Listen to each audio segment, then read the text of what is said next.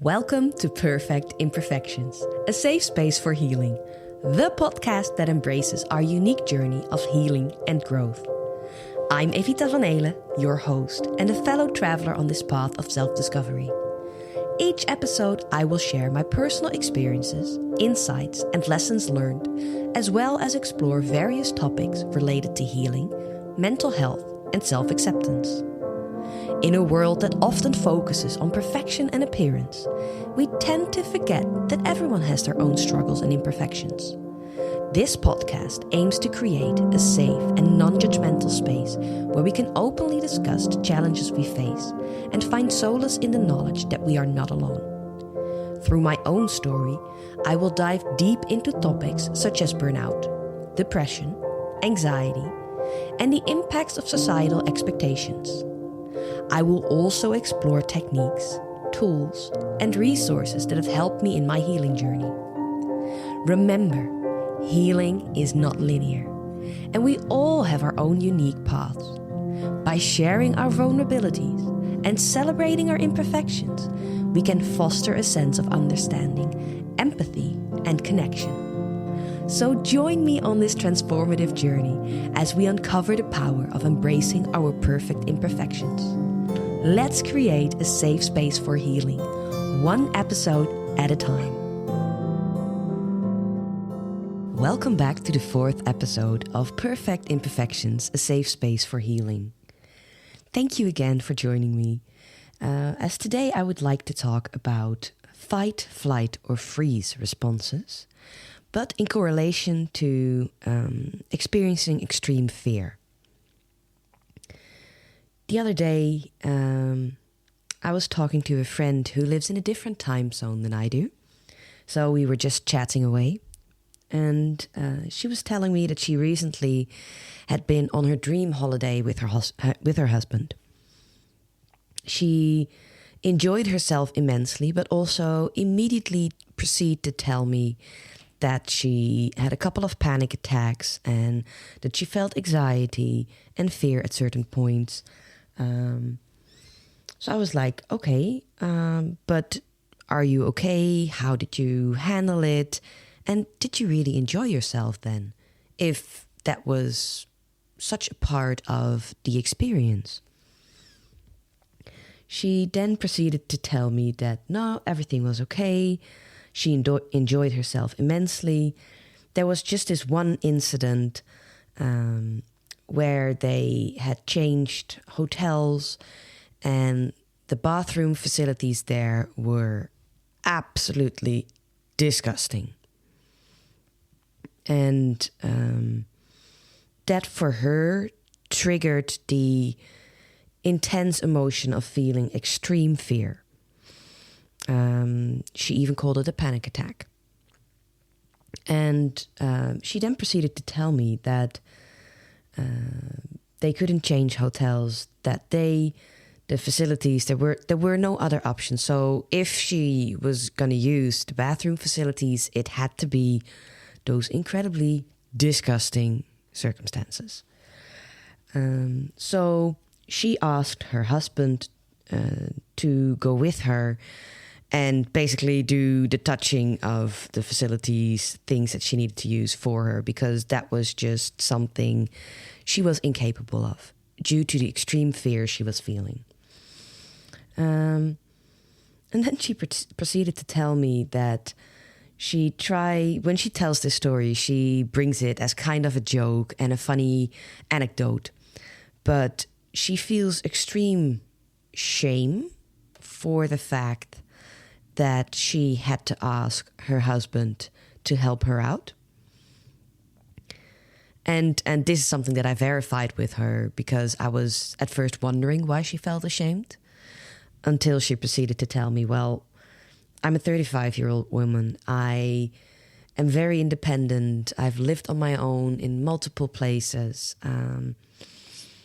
I should be able to do that myself. I should be able to get over myself and just do my business, touch everything that I need to touch without feeling this extreme fear and feeling this panic. And that, like a child, I should ask my husband to come help me out. I had already figured that that was going to be her response. And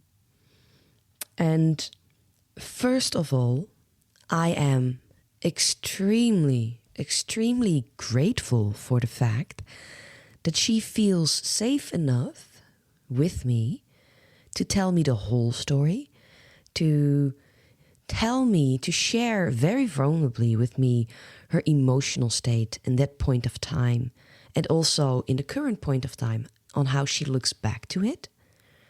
I'm extremely grateful that she feels safe enough with me to share that, and safe enough, and I say safe enough because she knows I won't judge her.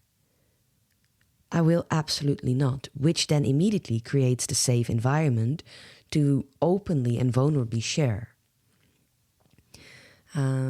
My second response is also that I feel I'm still struggling to find the correct words to express how I feel about it, because her sharing this did trigger something in me.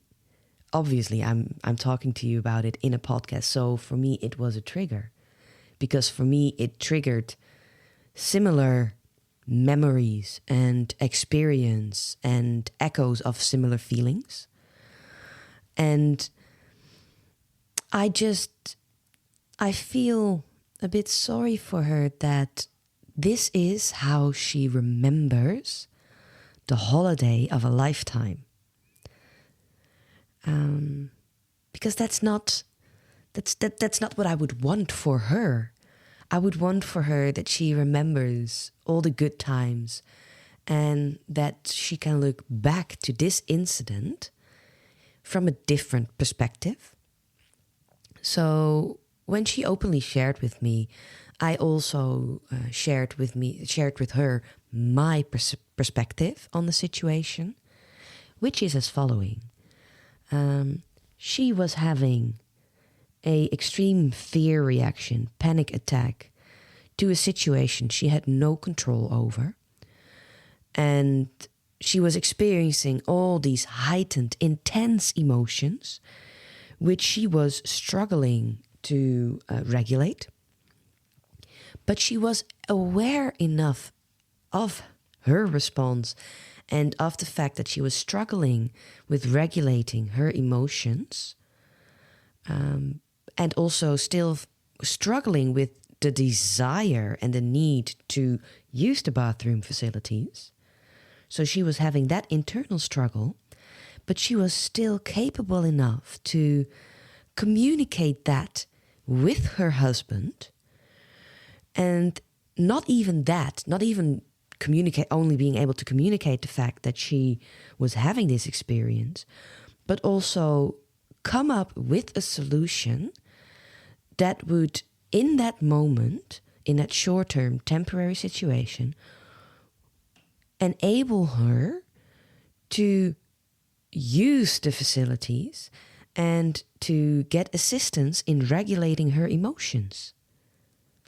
So in short, yes, she was experiencing that. She was able to communicate that. She was able to ask for help and even to come up with a solution that would work for her and that would also give her, in that situation, the best and safest environment she could provide for herself by asking for help. She felt ashamed of that situation. I was immensely proud of her that she was able to do all that and then still be able to look back on it and move on.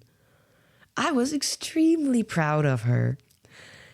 Well, as you can imagine, she was very surprised of my reaction. Very surprised. And that's why I'm talking about it today. And that's why I want to talk to you guys about a bit more about the responses you can experience when you feel extreme fear or possibly even have a panic attack. Because the responses you can have to feeling an extreme emotion is fight, flight, or freeze. And all of them are survival responses from your nervous system. And you can have those reactions for a short term or on a long term. And I just want to talk to you about on the short term. So I will be giving you examples of my personal experiences that I've had with fight, flight, or freeze. And of course, I've chosen to share with you the experiences that, in hindsight, are very small. People might even see them as silly. And that description of it immediately already shows that either myself or people whom I've shared it with or society labels it as silly, which already is a opinion on the matter, which already classifies it as something.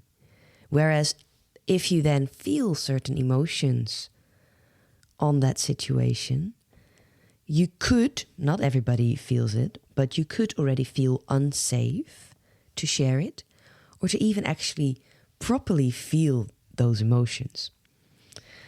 Let me start off with fight. The fight response to a fear situation.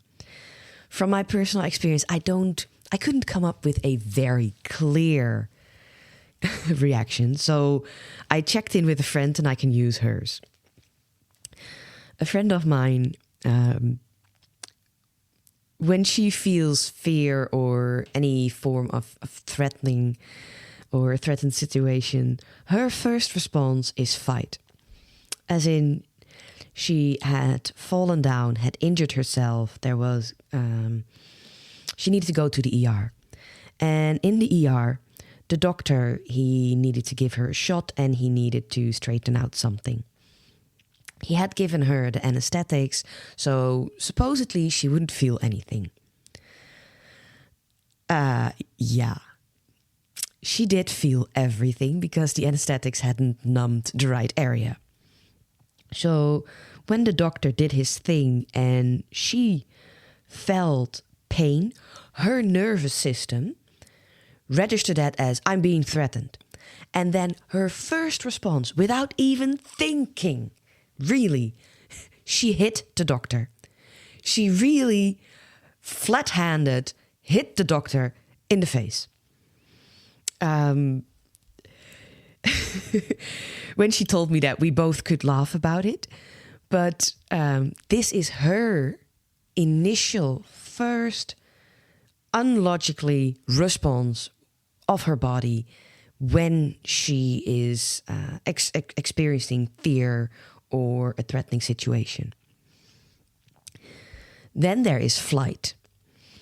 I've in the past had a situation where I was at a social gathering with a friend and I was talking freely, having fun with her friends. And I was sharing a story that was familiar between the friend and myself. And the friend heard me sharing this story with her friends. And she didn't like it because apparently it hit a nerve for her. And I felt, like I said, I was having the fear response. So I felt a bit threatened. She took me to the side and she confronted me with it, with her emotions. And she stood quite close to me. Verbally, she's quite strong. So she let me have it. That's how I experienced it. And my nervous system absolutely hit off the chart. I felt very threatened. I felt very unsafe. And the only thing that I wanted right then and there was leave the entire venue. I just didn't want to be there anymore. That's how unsafe I felt. Then there is the freeze response. The freeze response I'm also quite familiar with. And the situation that I've chosen today to share with you is one where I was at my childhood home. We had a volière where we had birds, where we had rabbits. There was a little pond in there as well with fish. It was a nice outdoor setting. And my brother and I, we were charged with having to clean it. He did the bird houses and he cleaned all the bird poop. But the rabbits, they were mine. So I had to clean out every week their little night nook where they would sleep and where they would also pee and poop. For my brother and I, both this job, we didn't like it, but it is a responsibility. If you have any pets, if you have any animals, whether they're indoor or outdoor, you need to clean up. That's basically it. And my parents wanted to teach us that responsibility. So I was in charge of cleaning up after the rabbits. He was in charge of cleaning up after the birds. And when I was moving things out of the way so I could actually get to the cleaning part, I thought it was big black spider appeared on the wall right where I needed to be.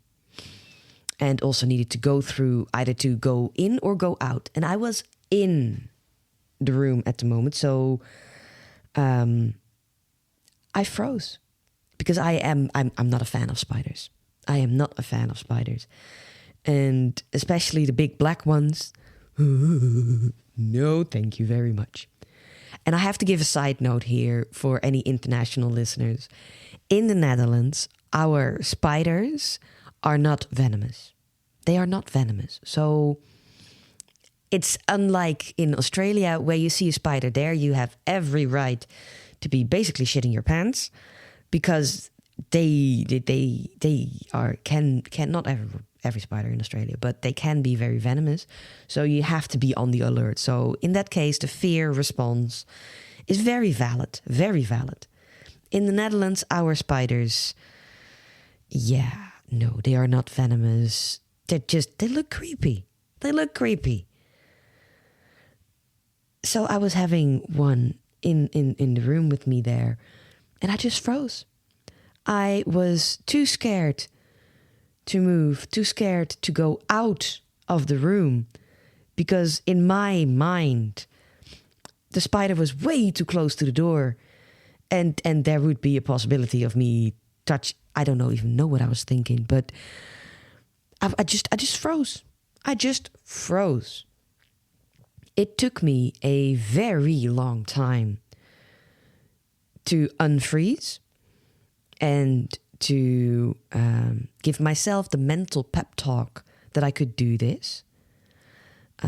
Whereas at the same time, I was also mentally battling with my own judgment. Because how, Evita, you're a human who is 161 tall meters, and you're afraid of this little spider that's on a wall, that's not even on you, that's not even close to you. You're afraid of this little spider. So I was battling that internal judgment, which of course is something that it's not originated from the inside. It's something that I've in the past heard people say in society. So in my mind, you're not allowed to be scared of spiders. Whew, if you're scared of spiders, then you're a wuss. That was the internal judgment in that time, what I was battling, basically. Because when I freeze, a lot of the times, my capability of using my voice, basically, goes out the window. It takes me time to recover that.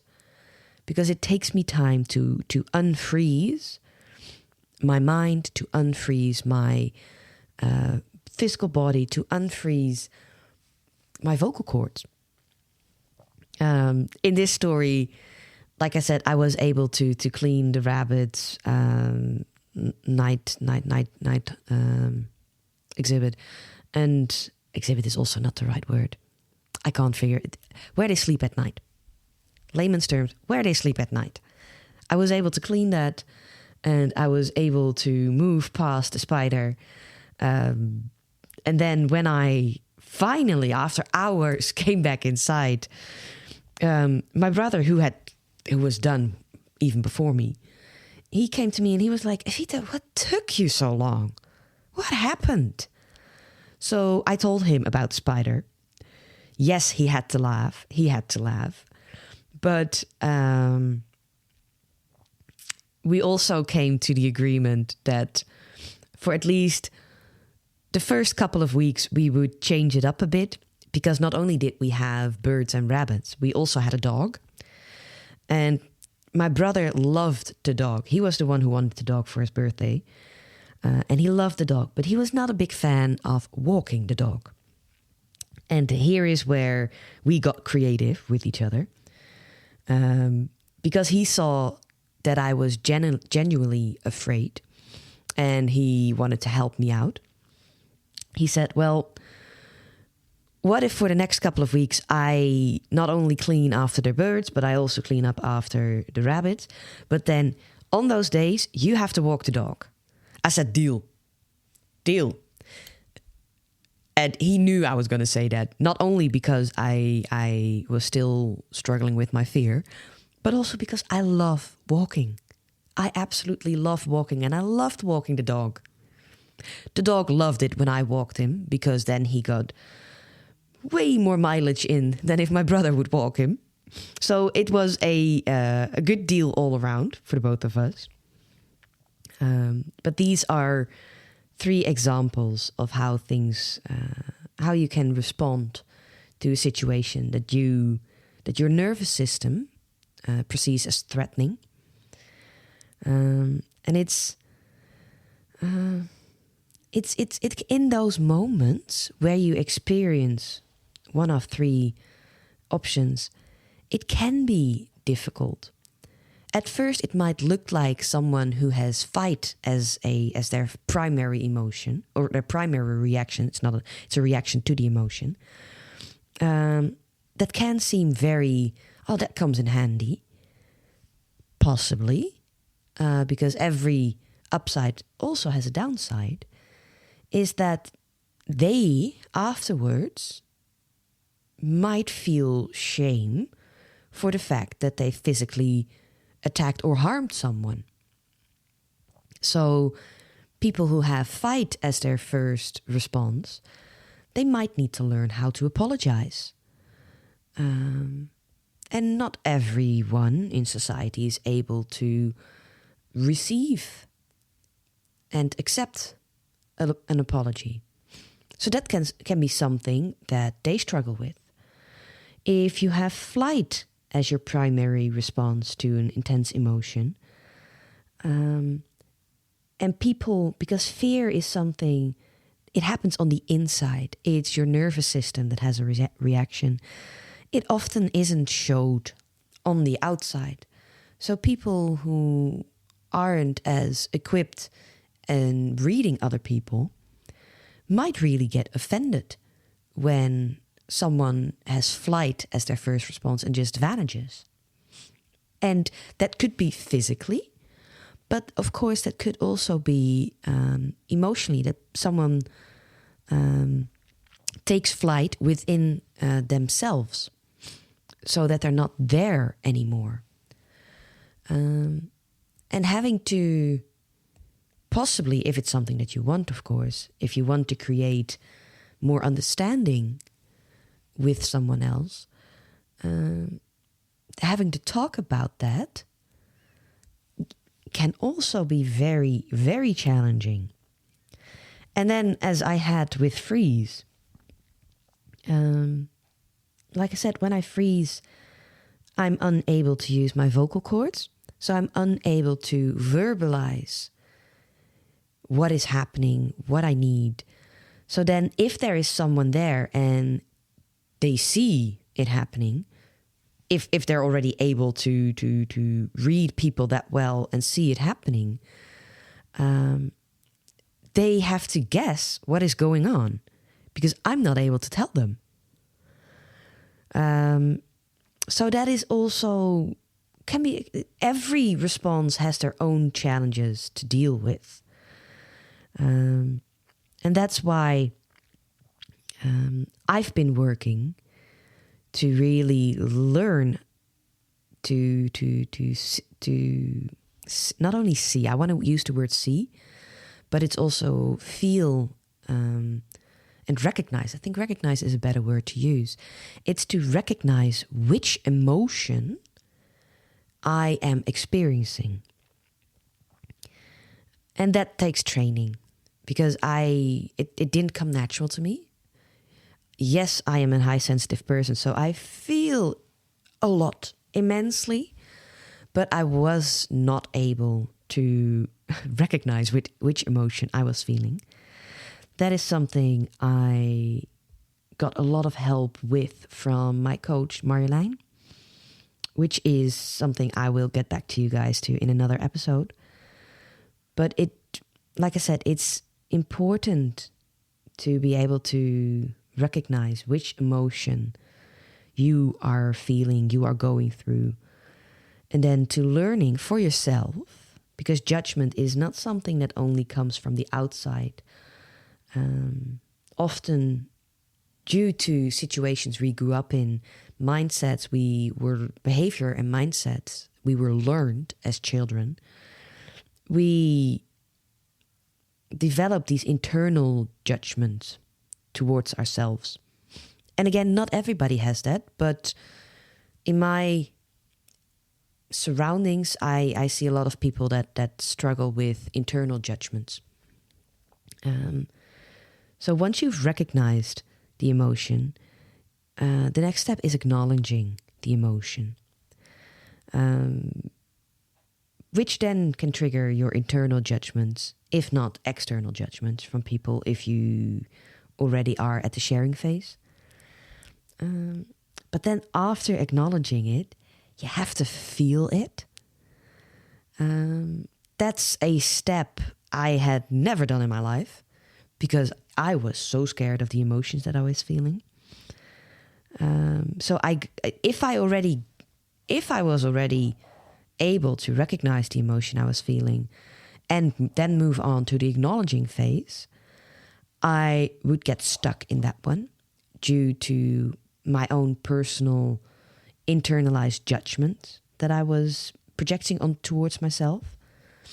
And in this stage, where I've gotten a lot of help from, was sharing the things I went through with people that I felt safe with. And again, I use the word safe because for me, people that are safe are people that will not initially judge me. They might have an opinion about things, but they keep it towards themselves, and they give me the space to share, to try to verbalize the things that I am feeling, to try to verbalize the judgments that I am having towards myself. And then they help me to share how they see the situation. And 9 out of 10 times they view it from a completely different perspective. And for me, that is eye-opening. It is eye-opening to receive a different perspective. Not all perspectives that are different from mine I feel comfortable with, because I try to have a positive outlook on life. So not everybody that I share things with had the same positive outlook and can light a situation from a more negative side than I am comfortable with. But then again, that would not always be a person I felt safe enough with to share my initial responses with.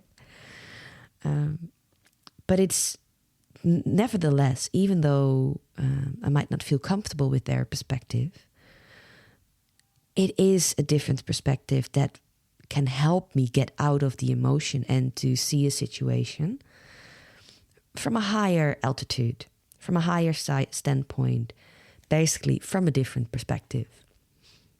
And as I started this podcast also with it, I feel so incredibly grateful that this particular friend, but also other friends that I have, but sometimes also people that I hardly know, that one way or another, they feel safe enough to share their thoughts, their emotions, their circumstances with me, and that they value the fact that I can often bring them a different perspective to their situation. And I feel grateful that I get to do that, and that it helps them move on a little bit, move on from possibly that emotionally stuck position they were in, and get to the point where they actually feel the emotion and then are able to let go. And once you've reached that stage and you're able to let go of it, you can then also look back on the situation without feeling that emotion again. And that experience for me has been life-changing, because I used to, when I was telling people stories, whether I was also making them out to be more funny than I was feeling them, when I would think back on those stories that I was telling, I would be able to get stuck in that emotion again. But then that could be situations that happened years ago, as a little kid even. And I would still be able to get stuck in that same emotion, feel that same fear or shame or anything like that. Because I had never gotten to the stage where I would actually feel it, look at it without judgment, and then being able to let go. Now that I've learned that skill, because it is a skill and it is definitely something you can learn, I would very much recommend to get a good facilitator for that. Because like I said, I am not a medical professional. I have no coaching diploma or anything like that. I am just sharing my personal experiences with you. And yes, I've had a lot of coaching. And yes, I've talking to multiple medical professionals. And the tips and tricks that I've learned from that, I am sharing here. But I would always recommend to seek out the support. When you're just starting with it, get help. Get the support that you need to create the surroundings where you feel safe enough to learn these skills. And you learn, well, at least I learned by trial and error. So yeah, but like I said, I used to be able to get stuck in old emotions. Luckily now I've got the skill to move through the emotions and let it go, which means that I can look back on situations that might not have been pleasant at that time. But now I can look back at them and still feeling good about myself, still staying in my current emotional state, which is one of happiness and gratefulness. And with me being able to have this chat with my friend and being able to give her this new insight to possibly change her perspective, she was very happy with it, and she was very grateful towards me for sharing it with her, because she honestly had never, ever looked at it that way. But now that I'd shared it with her, she took it upon herself to look back upon different situations in her past where she had felt similar emotions. And she was even able to move through those emotions and then turn it around how she now feels about them. So it made, for me, something very small, as in just sharing a different perspective to a situation that wasn't mine, made a huge difference and impact on her life. And I couldn't be more proud of her for taking it on, as in taking the information on, and then for herself choosing to learn from it and also apply it to situations that for her felt very similar. Yeah, that is also one of the reasons why I'm doing this podcast, why I'm sharing my personal experiences with a wider audience, in the hopes that it creates some recognition towards your own personal situation. That's also why when I've started this, I've told you that me sharing my personal experiences can be very triggering. Because this friend of mine shared her experience with me and it triggered me as well. But for me, a trigger isn't negative because I choose, and that is definitely a choice that I make every single day. I choose to embrace my triggers. I choose to sit with it, to look at it, to share it with friends, to get the different perspectives, and to then really feel it and move through it and then let it go. And like I said, that is a choice. To learn from it, that is a choice that I make. And it helps me to gain, because I didn't used to do this, so it gained me a positive outlook on life. And it also helps me to maintain it. And for me, yeah, that makes all the difference. It makes me a happy person. Doesn't mean that I don't still have to learn a lot of things, because I do. Trust me, I might sound like I've figured it all out and like I've got everything under control. Trust me, it's not always the case.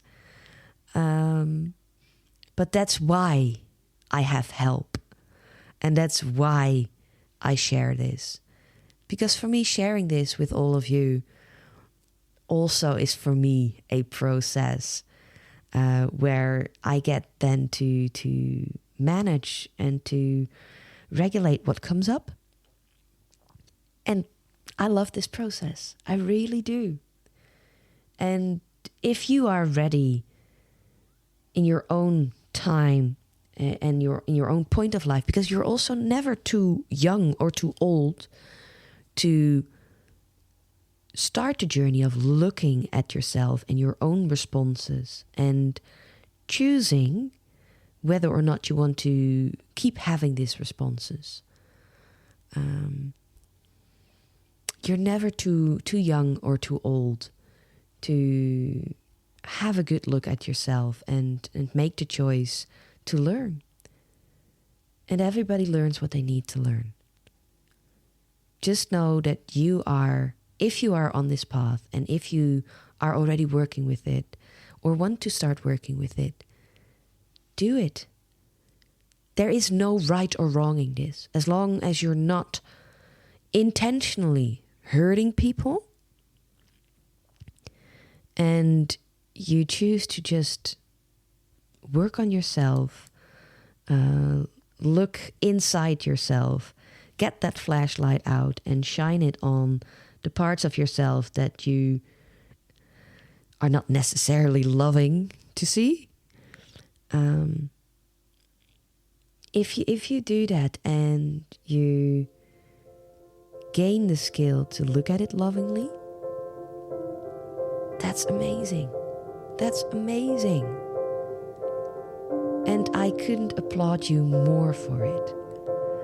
But also if you choose not to do it, that is also absolutely fine.